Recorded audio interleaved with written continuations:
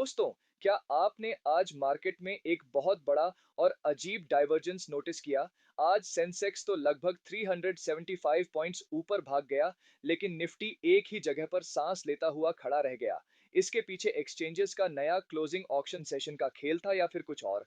और सबसे बड़ा सस्पेंस ये है कि फॉरेन इन्वेस्टर्स यानी एफआईआईएस ने -28 करोड़ रुपीस की माइनर नेट सेलिंग की, जबकि डोमेस्टिक इन्वेस्टर्स यानी डीआईआईएस ने कैश मार्केट में मैसिव प्लस 3,488 करोड़ रुपीस की बाइंग कर डाली। क्या ये डोमेस्टिक फंड्स का कोई मास्टर प्लान है या मार्केट रिटेल ट्रेडर्स को ट्रैप कर रहा है? आज के इस वीडियो में हम एक एक डेटा पॉइंट और न्यूज को डिकोड करेंगे, एकदम सिंपल हिंदी में। वीडियो एंड तक जरूर देखना। चलिए शुरू करते हैं आज के उन बड़े नंबर्स और इंस्टीट्यूशनल कैश डेटा से जिन्होंने आज मार्केट की दिशा तय की।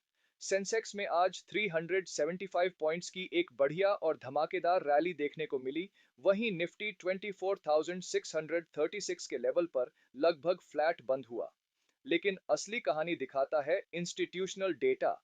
आज फॉरेन इंस्टीट्यूशनल इन्वेस्टर्स यानी एफआईआईएस ने कैश मार्केट में केवल -28 करोड़ रुपीस की बहुत हल्की नेट सेलिंग की। इसके विपरीत डोमेस्टिक इंस्टीट्यूशनल इन्वेस्टर्स यानी डीआईआईएस ने बाजार को पूरा सहारा दिया और कैश मार्केट में प्लस 3,488 करोड़ रुपीस की बड़ी नेट बाइंग की। रही बात सेंसेक्स और निफ्टी के गैप की, तो स्टॉक एक्सचेंजेस पर चालू हुए नए क्लोजिंग ऑक्शन सेशन मैकेनिज्म के टेक्निकल एडजस्टमेंट्स की वजह से दोनों इंडिसेस में अभी टेम्पोरेरी डाइवर्जेंस दिख रहा है।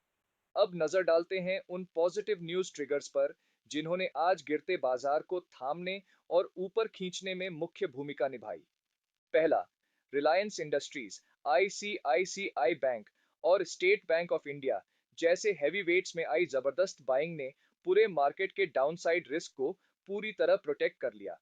दूसरा, ग्लोबल फ्रंट से एक बड़ी राहत मिली। ब्रेंट क्रूड ऑयल गिरकर लगभग $79 पर बैरल के लेवल पर आ गया है, क्योंकि मिडिल ईस्ट में US Tehran diplomatic talks positive दिख रही हैं। तीसरा और सबसे बड़ा मैक्रो ट्रिगर, आरबीआई की मॉनेटरी पॉलिसी कमेटी ने रीपो रेट को 5.25% पर अनचेंज्ड रखा है। जीडीपी ग्रोथ फोरकास्ट बढ़ाकर 6.7% किया और इन्फ्लेशन प्रोजेक्शन घटाकर 5% कर दिया है। यह हमारे घरेलू बाजार के लिए एक बहुत बड़ा कॉन्फिडेंस बूस्टर है। लेकिन बाजार में कुछ ऐसे फैक्टर्स भी हैं जिन पर कॉशन रखना बहुत जरूरी है।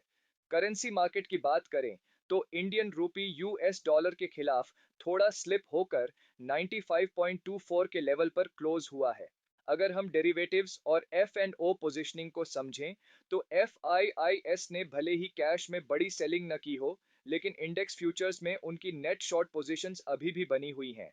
इसके अलावा 24,700 के लेवल पर एग्रेसिव कॉल राइटिंग देखी गई है, जिसका सीधा मतलब है कि बिग प्लेयर्स ऊपरी स्तरों पर एक टाइट ट्रेडिंग रेंज कैलकुलेट कर रहे हैं और मार्केट को आसानी से ऊपर ब्रेकआउट नहीं देने दे रहे। आने वाले ट्रेडिंग सेशन में बाजार का मूड तय करने के लिए तीन बड़े इवेंट्स पर बहुत बारीक नजर रखनी होगी।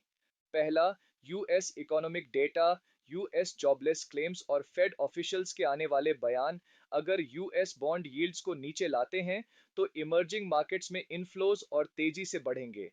दूसरा, Q1 corporate earnings reactions, FMCG, IT और ऑटो सेक्टर्स के इंडिविजुअल स्टॉक्स में क्वार्टरली रिजल्ट्स के दम पर बड़े सिंगल डे मूव्स देखने को मिल सकते हैं।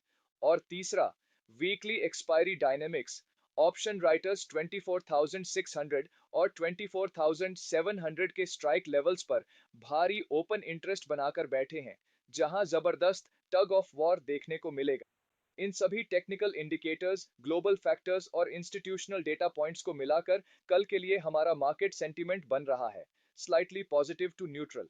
इसके तीन मुख्य और ठोस कारण हैं। पहला, निफ्टी ने अपने 24,600 के क्रूशियल सपोर्ट जोन को मजबूती से होल्ड किया है और 24,600 से 24,680 की रेंज में कंसोलिडेट हो रहा है। दूसरा, निफ्टी का पुट कॉल रेशियो यानी पीसीआर 0.91 पर स्टैंड कर रहा है, जो ना तो ओवरबॉट है ना ओवरसोल्ड। यह एक एकदम बैलेंस्ड मार्केट सेटअप दिखाता है जहां डिप्स पर बाइंग सपोर्ट मौजूद है। तीसरा, डीआईआईएस की तरफ से आई प्लस 3,488 करोड़ रुपीस की कैश बाइंग ने बाजार को नीचे गिरने से बचाने के लिए एक स्ट्रॉन्ग फ्लोर दे दिया है। इसलिए कॉशियस ऑप्टिमिज्म के साथ स्टॉक स्पेसिफिक अप्रोच रखना ही सही रहेगा। आपको क्या लगता है दोस्तों? क्या DIs की इस मैसिव बाइंग के दम पर निफ्टी कल 24,700 का बैरियर ब्रेकआउट कर पाएगा, या मार्केट इसी रेंज में ही फंसा रहेगा? बुलिश या बेरिश? अपनी ओपिनियन नीचे कमेंट्स में लिखकर जरूर बताइए। वीडियो इंफॉर्मेटिव और मददगार लगा हो तो लाइक करें, चैनल को सब्सक्राइब करें और अपने सभी ट्रेडर दोस्तों के साथ इस वीडियो को शेयर करना बिल्कुल न भूलें। डिस्क्लेमर, ये वीडियो सिर्फ एजुकेशनल और इंफॉर्मेशनल पर्पस के लिए है। मैं कोई SEBI रजिस्टर्ड फाइनेंशियल एडवाइजर नहीं हूँ। स्टॉक मार्केट में इन्वेस्टमेंट रिस्क सब्जेक्टिव होता है, इसलिए किसी भी ट्रेड या इन्वेस्टमेंट से पहले अपने सर्टिफाइड फाइनेंशियल एडवाइजर से कंसल्ट जरूर करें।